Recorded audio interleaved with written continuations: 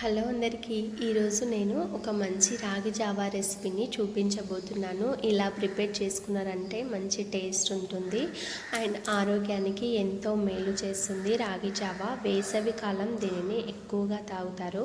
చిన్నపిల్లలు, పెద్దవాళ్ళు ఎవరైనా దీనిని తాగవచ్చు. నేను ఫస్ట్ ఒక హాఫ్ లీటర్ వాటర్ని తీసుకుంటున్నాను. హాఫ్ లీటర్ వాటర్ గోరువెచ్చగా అయిన తర్వాత గ్యాస్ ఆఫ్ చేసుకోవాలి. ఒకవేళ వాటర్ ఎక్కువగా కాగిపోతే చల్లారనిచ్చిన తర్వాతనే ఈ ప్రాసెస్ చేసుకోవాలి, లేదంటే జావా టేస్ట్ మారిపోతుంది. నాకు హాఫ్ లీటర్ వాటర్ గోరువెచ్చగా అయిన తర్వాత గ్యాస్ ఆఫ్ చేసుకుంటున్నాను. మీకు కొలతల్లో కూడా చూపిస్తాను. హాఫ్ లీటర్ వాటర్లోకి ఒక చిన్న టీ గ్లాసు రాగి జావా పిండి కరెక్ట్గా సరిపోతుంది. దీనిని ఇప్పుడు వాటర్లో పోసుకోవాలి. ఈ పిండిని వాటర్లో మొత్తం చేతితోటి చక్కగా మిక్స్ చేసుకోవాలి. ఇలా మిక్స్ అయిన తర్వాత మనం ఇందులోకి వేరొక ఇంగ్రీడియంట్ వేసుకోవాలి. ఇలా రాగి జావా పిండి ఉండలుండలుగా లేకుండా నీటిలో బాగా కలిసిపోయేటట్టు మిక్స్ చేసుకోవాలి. అప్పుడే టేస్ట్ బాగుంటుంది జావా, లేదంటే ఉండలుండలుగా మారుతుంది. ఇందులోకి అన్నం వార్చిన గంజిని అండ్ రైస్ వాటర్ని స్టోర్ చేసుకొని ఇందులో పోసుకోవాలి. మనకు ఈ జావాకి ఎంతో టేస్ట్ని ఇచ్చే ఇంగ్రీడియంట్ ఇదొక్కటి మాత్రమే. ఇలా ప్రిపేర్ చేసుకుంటే జావా టేస్ట్ కూడా బాగుంటుంది. ఇలా ఓవర్ నైట్ ఉంచుకున్న తర్వాత మార్నింగ్ జావా ప్రిపేర్ చేసుకోవాలి. మార్నింగ్ ఎండలో నిలబడినప్పుడు మనకి డి విటమిన్ చాలా అవసరం కదా మన బాడీకి. ఇలా ఒక 5 minutes ఎండలో ఉంటే మన స్కిన్ కూడా చాలా గ్లోయిగా అండ్ స్మూత్గా డి విటమిన్ అందడం వల్ల ఎలాంటి మచ్చలు రాకుండా ఉంటుంది మన స్కిన్. ఇప్పుడు జావా సంగతి చూద్దాము. జావాను ఇలా ఓవర్ నైట్ నాననిచ్చుకుంటాం కదా. ఇప్పుడు వాటర్ అంతా పులిసిపోయి వాటర్ పైకి తేలుతుంది, పిండి మాత్రం అడుగునే ఉంటుంది.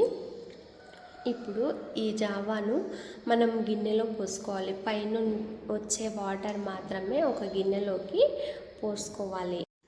కింద ఉన్న అడుగు పిండి సపరేట్ పెట్టుకోవాలి. ఇప్పుడు పైనుంచి వచ్చే వాటర్ని వేరొక గిన్నెలోకి పోసుకున్న తర్వాత ఈ పిండిని సపరేట్గా పక్కన పెట్టుకోవాలి. ఇప్పుడు గ్యాస్ ఆన్ చేసుకొని మనం గిన్నెలోకి వార్చుకున్న వాటర్ని బాయిల్ చేసుకోవాలి. ఒక 5 to 5 minutes బాయిల్ చేసుకుంటే చాలు, చక్కగా బాయిల్ అయిపోతాయి వాటరు.